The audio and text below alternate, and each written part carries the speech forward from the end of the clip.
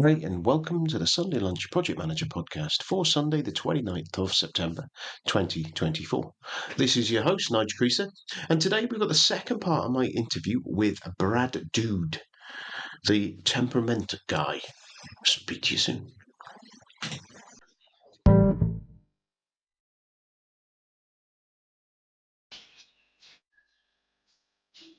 So, I have a number of sponsors, affiliate links in the way that it's set up that have kindly allowed me to share their services, really. The first one is Mike Clayton, and Mike runs online PM courses, and it is a great resource for getting those fundamentals of project management trained, reasonably priced, and Mike presents it in an accessible and clear manner. You can check out some of his videos on his YouTube channel and kind of give you a view of where they are. But the code for that, if you go to nigelcreaser.com/online PM courses, all one word, lowercase, that'll redirect you to it. There's varying different levels that you can buy. You can buy individual courses, you can buy pathways as well, if you like. And I get a kickback off those. Mike kindly shares me that. So if you do jump on and use it, I hope you find it really useful. I think he has money back guarantees and things like that as well. So there's very limited risk on that. So jump on that. And that again, it's nigelcrease.com/online PM courses. And enjoy.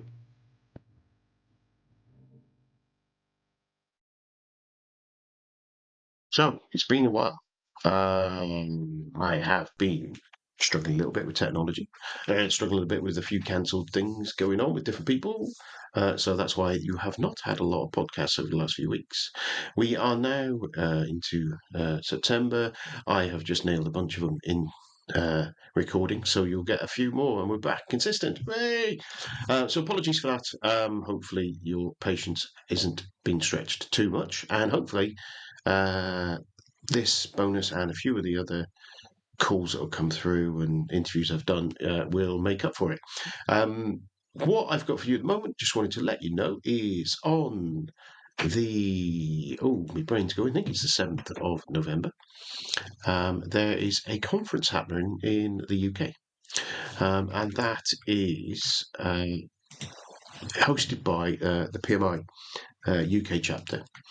And it's called People Matter Most, the PMI UK Synergy Event 2024. And you good people are able to get 25% off. And that 25% off is if you go there, I'll put the link in the chat, but it's pmi.org.uk/synergy dash conference dash 2024. You'll be able to find it anyway. And if you use the discount code Sunday Lunch PM24, then you'll get 25% off. So hopefully that will be of benefit. I went to one of the Synergy conferences last, I think it was 2019, and I thought it was brilliant. They had a really good lineup. This time they've got a really good lineup. And we've talked, I'm sure you've heard me talk about the fact that I think projects get delivered by people. We all know that it's all communication, and therefore this whole thing, people matter most. That's the only way you're going to get your projects delivered. So jump along there. Like I say, pmi.uk.org or org.uk, whichever way around it is, or just Google Synergy 24 or follow the link, whatever, and you'll be able to find it there. And remember, Sunday lunch, PM 24. I'll put that in the show notes as well. Anyway, hopefully you'll enjoy this interview with Brad and come back next week. I'm going to try and shorten all these little bits in future. So speak soon. Cheers now. Bye. Yeah, it's a good way of that visualization because it does Yeah. stick easier than and you say I still remember when I did my breaks, and I must have done that back in 1990, somewhere between 94 and 2000. So I remember probably at the early end of that. And I remember I came out as a plant and a something else. So immediately I used to remember it. I don't remember. I remember the plant one because I knew and I know I wasn't a complete finisher. Was the one definitely know I wasn't.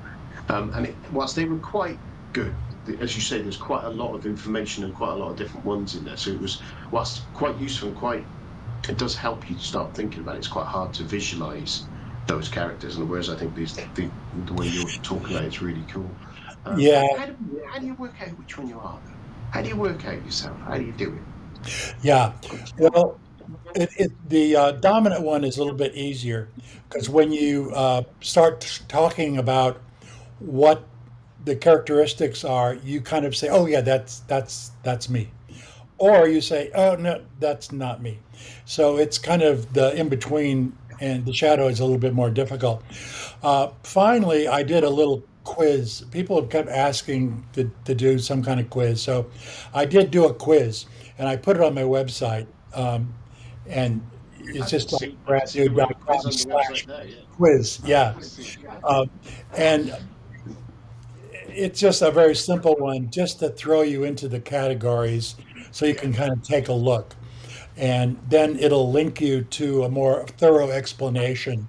And people have enjoyed. It's got just a fun, Yeah. way of looking at it.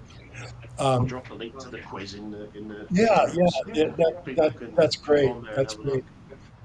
But it's funny in the when in our workshops when we divide people into the four groups and give them some questions so they can kind of explore the temperament more. Usually in the workshop, somebody will stand up and get up out of that group and say, "No, no, this isn't me," and walk over to another one. So it's kind of a self-discovery. When we have people like I did with NASA for a long time, they all knew each other, and so sometimes they go into the group and the group will say, "No, no, no, no, Nigel, you're in that group over there, not this group." And so that's kind of that's feedback, immediate feedback too, which is kind of interesting. People know you better sometimes than you know yourself. I've done some 360 feedback type stuff over the years, and the one that they could obviously get others doing that. But what they do will get you to do. I've still got it here somewhere because I found it so interesting. In that I ranked myself in what I thought and what my skills were and where I excel and things like that. And it was really interesting. Not the confirmation items. It's where and not so much where people ranked me down because that's just kind of understanding really where I've said, right, okay, I think I'm this good, and someone said, well, you need a bit more improvement. That's kind of why you're doing it, and you're expecting that. Is where I rank myself low on certain skills, but other people ranked me very high on those skills. And there was two or three of those that I sat there and I never realized that thing, and that I was good at that because it's probably something that I felt difficult. It felt difficult for me to do. It was stretching me in my comfort zone. But actually, but I was still performing well, even though it was hard to do. And that's probably sometimes you get that bias, don't you? If it feels hard, then I can't be that good. Mm, Whereas actually, it's relative, isn't it? And that external lens from other people is really really powerful because how you're feeling and how you're behaving can be two different things anyway. As you sure. said, you've got all of those four traits, and then I talk about the when you've got your kid and going for an ice cream, and they step out and going out and they step out onto the road, and how you behave. As from a disc model point of view, you use all four traits to one scream at them, drag them in, cheer them up, buy them a present. You know, what I mean, you go through all of those, and you go through all of the temperaments. Yeah, But you, yeah. I guess you wouldn't see me. You wouldn't know how I'm feeling when you see the temperament behavior. No, So it's how you, there's some um, inconsistency there, isn't sure, sure. Um, we do a exercise where a guy walks by another person and doesn't, and one person says hello to that person, and the other person's got his head down, and doesn't doesn't address him. And then we talk about what's wrong with that guy. Oh, he's a jerk, or he's the one that didn't say anything. He's sick or something. And it gets into talking about inference and how we infer meaning onto behavior, and it leads us back into discussions about perception and how we are, the mental maps that we have in our head, and when we see things, why we react the way they do. And temperament is part of that, not the only thing. People can choose. We don't want to give you the impression that we're bound by our brain chemistry. We also have some choice, and circumstances will arise that makes us, do some things that are maybe out of out of what we would like to do. You have to make the bad decisions sometimes when you're the boss. Let's face it, and sometimes that goes against kind of what you wish or what you're feeling, but you've got to do it. So all that is part of the discussion, I think, on temperament and mental maps and what to do when we see behaviors that bother us and things like that. Yeah, yeah. It's that lens and that inference is really interesting, um, from a point of view of, uh, we all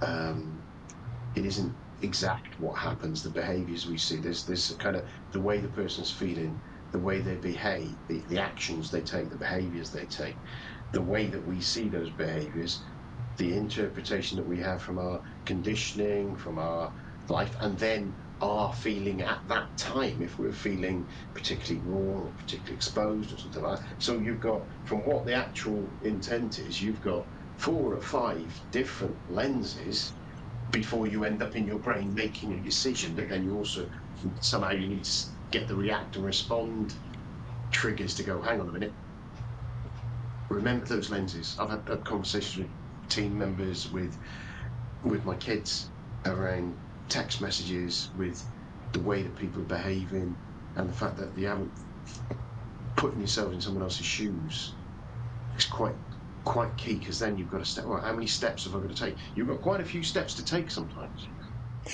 You do, and I know what we try to do in our workshops is to slow things down and start to look at each of those. But in reality, sometimes you make that quick decision, and you know, you just Yeah, go with it. And sometimes, circumstances dictate what you do. And in 2020 hindsight, after to think about what you should have done, we all regret decisions that we've made, at times. And no different when you're the boss or you're a project manager and you've got a bunch of people doing different aspects of the project that have to be all put back together. It's a challenge sometimes. And all we're saying, with temperament is that it's a tool that the effective manager should have, and self awareness, along with, emotional intelligence, understanding how power works in an organization. All of those things are important. It's not just temperament, but that's an important part of it, I think. yeah, I agree. I agree. Um, but just thinking, you mentioned a couple of really interesting name drops there for me, which is kind of working with NASA, and that's always quite exciting for everyone like Yeah. me. How was that for you working with NASA? Was it in training? Was it and did you see? I suppose the thing is, because obviously NASA as an organisation is an incredibly high performing team. Right. Do you know what I mean? They land on the fricking planets that are miles away from us.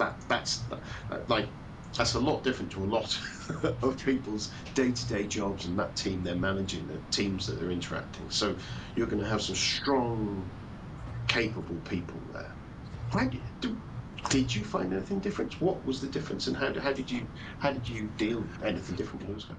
Well, one difference with NASA is that they believed in training. And for most organizations, a new manager or a new quote leader, not too many people are hired as leaders. Leaders, they're hired as a manager or a branch head or something, and team leader. And the leadership side is assumed that you're going to do that.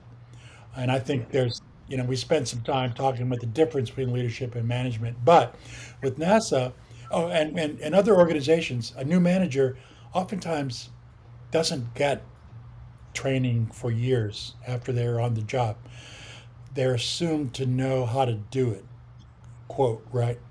And their employees think they should know what they're doing day one.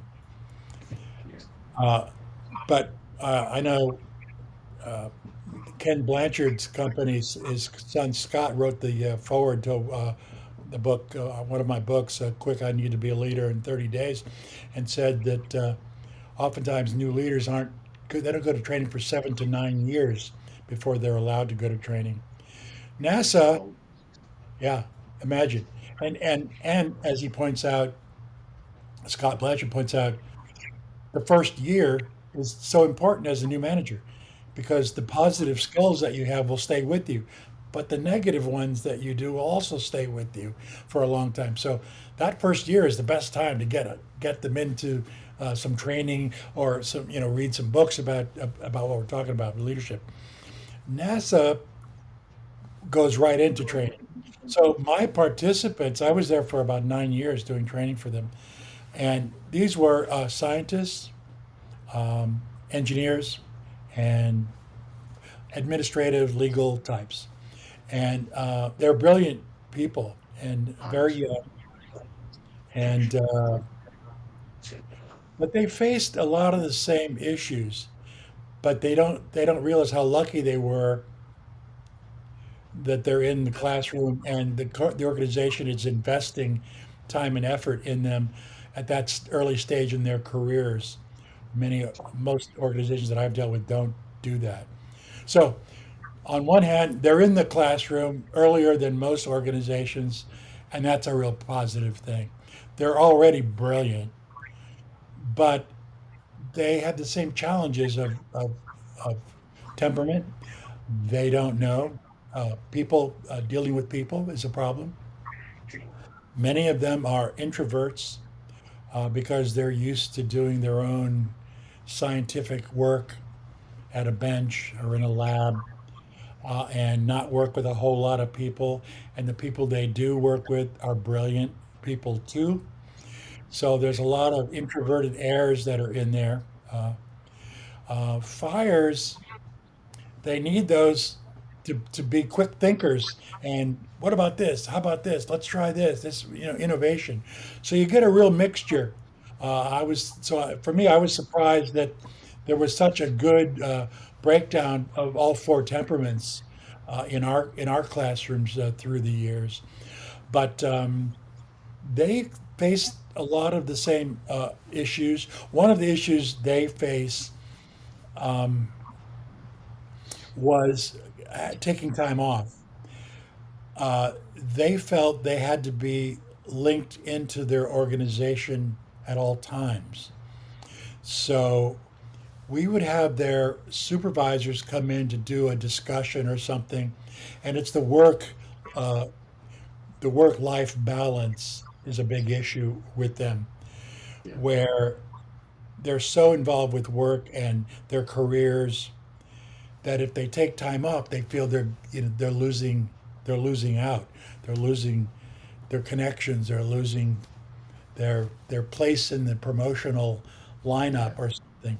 So it's hard for them to take time off and relax, even though their bosses will come in and tell them, "Yeah, turn your phones off, take a good vacation, relax." They don't do it. They're linked back to their organization on their phones all the time. We couldn't. I don't think I remember them kind of buying into that idea hardly at all. Uh, Is it? Is did you find? Do you think potentially that is? It's a little bit like there's not a lot of people who I'm assuming here, yeah, that could perform at the level they do in that kind of organisation, with it being just a job. And it's more than a job; it's a vocation. Do you know what I mean? They feel part of something. They feel like they've got a mission. They're working on a 20-year mission to launch something, or 10-year mission, and you can't work on something with that long a goal.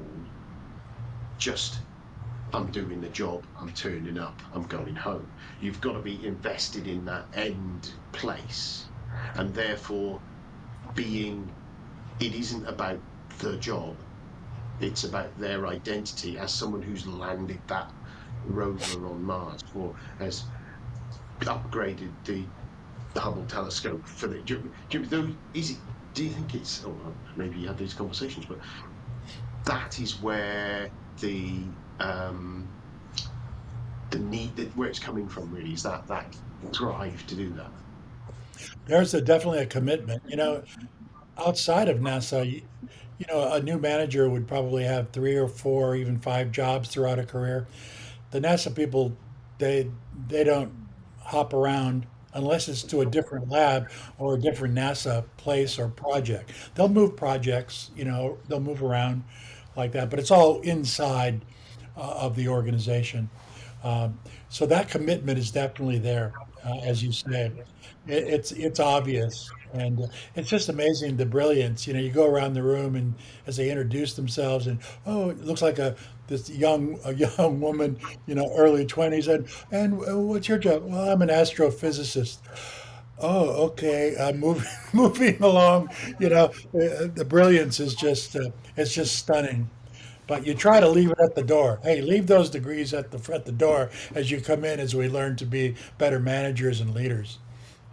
Yeah, and those sort of things can get in your way, can't they? But they can also, if with that level of, if you can apply the level of intelligence to self-reflection and self-evaluation that they obviously have to as part of their jobs, that as science and engineers, you've got a level of skepticism of going, right, if I'm going to build this thing, how can I stop it working? What is going to stop it working? Have that skepticism, have that analytical mindset, but to you as a human, that Yeah. can become part of it, can it, and help you do that. Yeah, Intellectually, they could understand the models right away. They could understand the concepts around temperament, but it's the practical application is what they're lacking. And yeah, so putting them into role plays, and we do a lot of interactive kinds of things in our classrooms that they get them rolling, and that's what I think they got the most out of. I could introduce the concept, they understand the model, then we do a practical application of it, and then the debrief of it is was kind of the most important thing. How they were feeling when they were doing it, what ticked them off by others, the behaviors that they saw, what's the takeaway, all that. So that's why it was fascinating to work at that organization. brilliant, brilliant. So just bringing it round to specifically my project management audience, and obviously you've got your experience in project management, training project managers and people like that. If we think about someone's out there, whether they're a new project manager or maybe they're an experienced project manager with a new team, how could they use your your temperament model? What would you do? So simple things that you would say to use now, and how Uh, the yeah, next 30 days. So to be a better lead, quick, I need to be a leader, as it says. yeah, yeah. Well,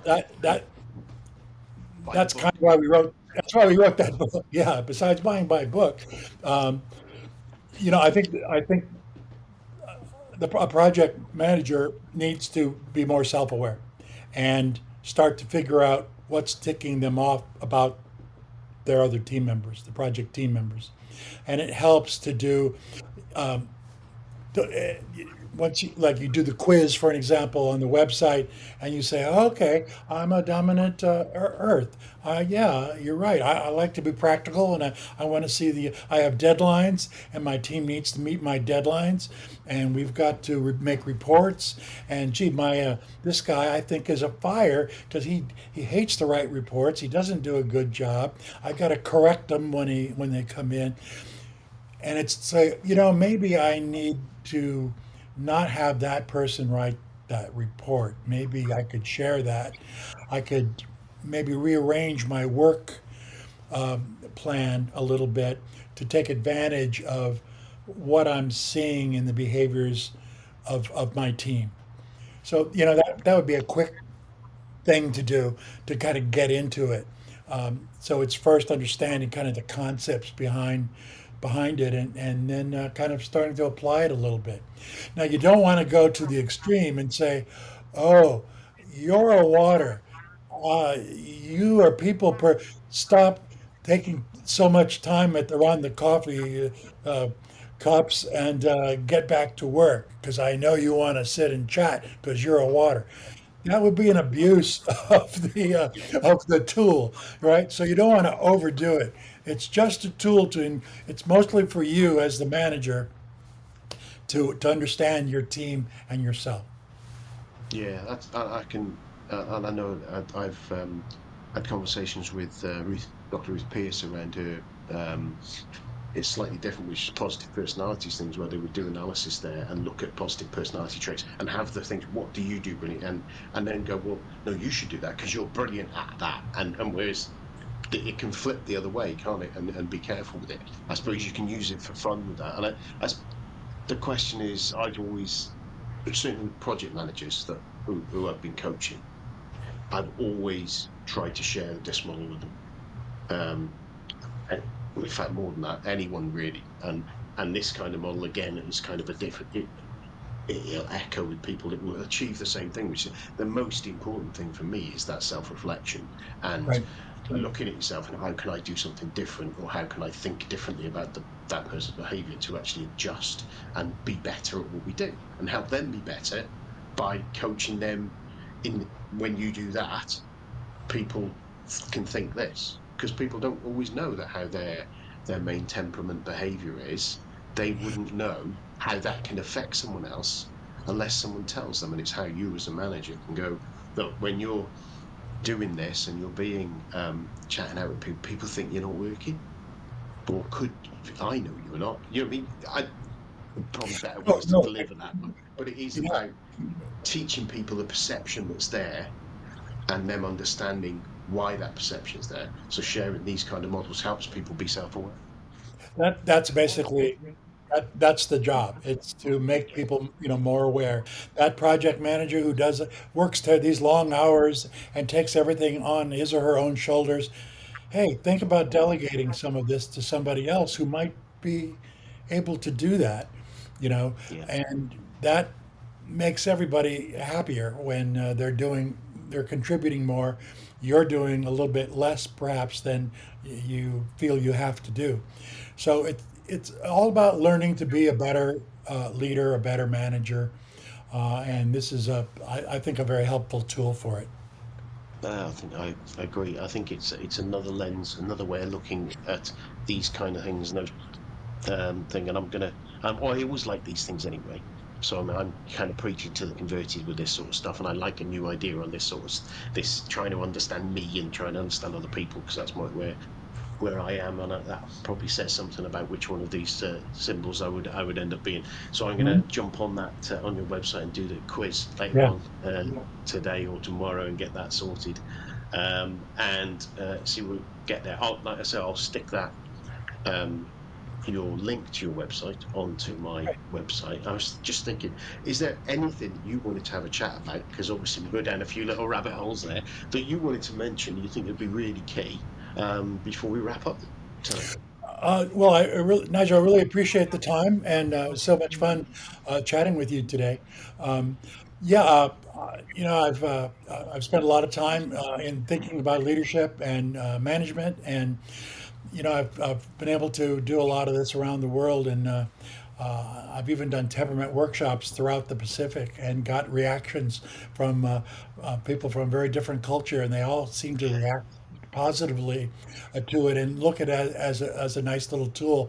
I try not to make too big a deal over it, just as one of the tools that managers should have in their toolbox.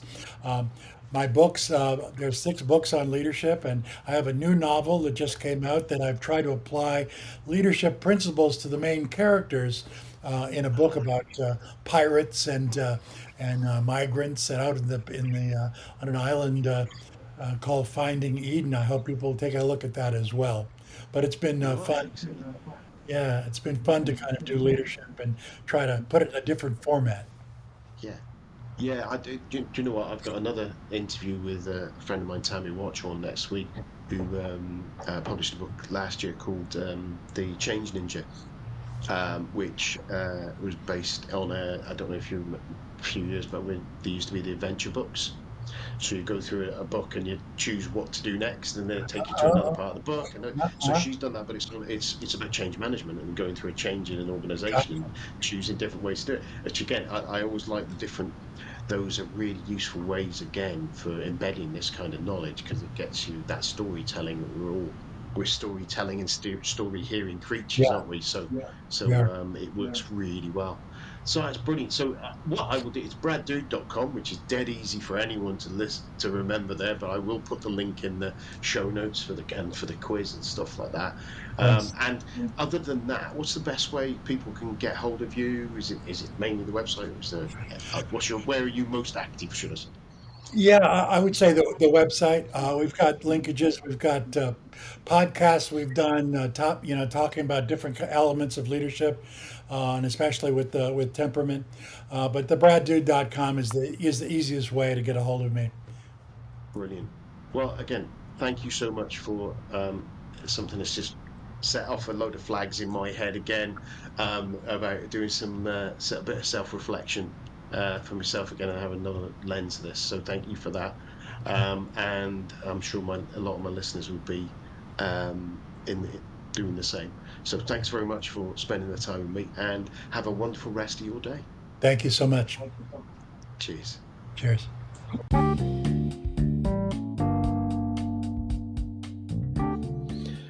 So this is my final wrap up. Every week you're going to hear this, you're going to get bored of it, but you can always click next podcast if so.